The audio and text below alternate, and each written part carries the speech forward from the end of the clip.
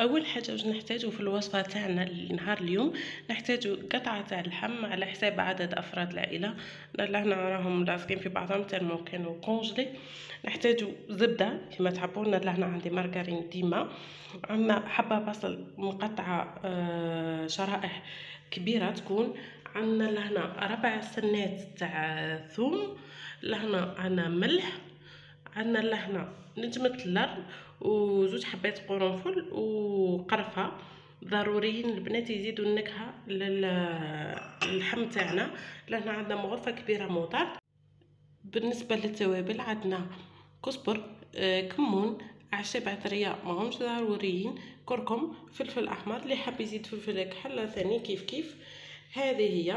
نجيبوا الكوكوطه تاعنا نحطوا فيها القطعه تاع اللحم تاعنا نقليوها مليح.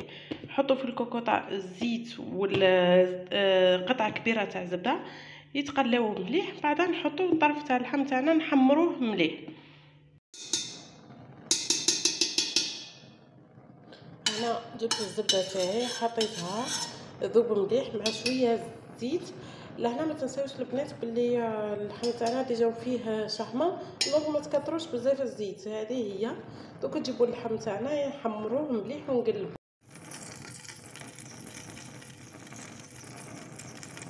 فوالا اللحم تاعنا هاهو نقعدوا هكذا نقلبوه حتى يتحمر مليح مليح. بعدا نولي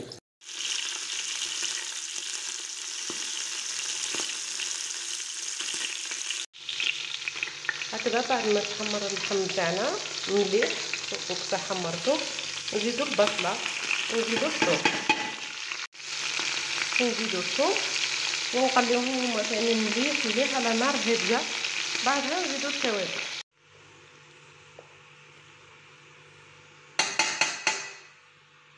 نزيدوا التوابل تاعنا.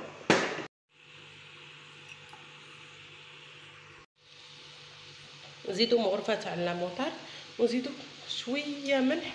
ما تكثروش الملح بيسك ديجا الموطار دي مالحه،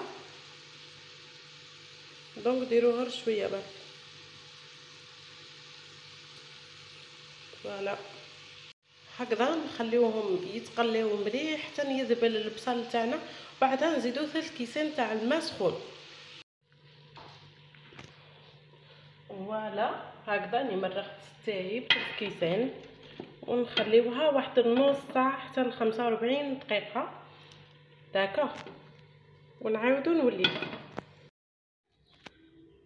فوالا هاو اللحم تاعنا كيفاه راهو طايب زبده مع البطاطا. انا لهنا درت بطاطا قليتها مكعبات، كبيت عليها شويه لاصوص تاع اللحم تاعنا، ومام الرز طيبته في الماء والملح برك، وزدت كبيت عليه شويه لاصوص تاعنا. هذه هي الوصفه تاعنا تاع نهار اليوم.